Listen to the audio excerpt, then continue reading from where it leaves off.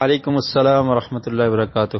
جی محترم بھائی، اصل میں مسئلہ یہ ہے کہ آپ کا جو ریسٹورنٹ ہے اس کے آپ مالک ہیں، اور اس میں جتنے بھی کام ہوں گے اس کے آپ ذمہ دار ہیں۔ تو اس ریسٹورنٹ پہ جو جگہ آپ نے لی ہے، جہاں پر آپ بزنس کر رہے ہیں، آپ سمجھ لیں کہ آپ کا گھر ہے، تو آپ کے گھر میں آ کر کوئی شراب پیے تو آپ اس کو قطعاً اجازت نہیں دیں گے۔ اسی طرح یہ آپ کی ملکیت ہے، آپ اس کے مالک ہیں اور آپ اس کے ذمہ دار ہیں۔ آپ کی سرپرستی میں، آپ کی ذمہ داری میں، آپ کے ہوٹل پر، آپ کے ریسٹورنٹ پر لوگ باہر سے ایک حرام چیز لا رہے ہیں، وائن لا رہے ہیں اور بیٹھ کے پی رہے ہیں، تو آپ ان کو کچھ بھی نہیں کہہ رہے، تو لہٰذا آپ اس مسئلے میں گناہ گار ہوں گے، کیونکہ مومن اور مسلمان کا کام یہ ہے۔ نبی کریم صلی اللہ علیہ وسلم نے ارشاد فرمایا، من رأى منکم منکرا فلیغیرہ بیدہ، کہ جب تم میں سے کوئی شخص برائی کو دیکھے تو اس کو اپنے ہاتھ سے روکنے کی کوشش کرے، اگر اس کی طاقت نہیں رکھتا تو پھر وہ اپنی زبان سے روکے، اگر اس کی بھی طاقت نہیں رکھتا تو وہ دل میں اس کو برا جانے۔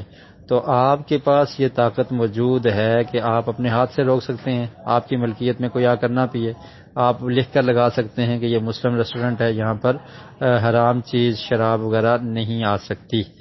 تو اس لیے اس کی آپ اجازت نہ دیں ان کو۔ آپ کے ریسٹورنٹ پہ جہاں پہ حلال فوڈ ملتا ہے تو کوئی حرام چیز سرو نہیں ہونی چاہیے، نہ ہی کوئی باہر سے لا کر تو اس کو یہاں پر پی سکتا ہے۔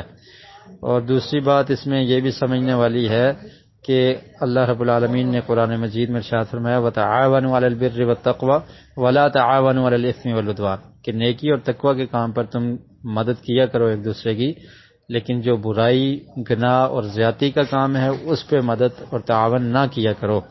تو یہ ان کو آپ ایک معاونت کر رہے ہیں، ان کو آپ ایک جگہ پرووائڈ کر رہے ہیں کہ جہاں پر وہ بیٹھ کر اور حرام ڈرنک کریں گے اور انجوائے کریں گے، تو اس میں آپ بھی شریک ہو جائیں گے۔ تو اس لیے اس چیز کو آپ الاؤ نہ کریں، اس کی اجازت نہ دیں۔ باقی جو حلال فوڈ ہے اور جو حلال بزنس ہے اس میں کوئی حرج نہیں ہے۔ واللہ اعلم بالصواب۔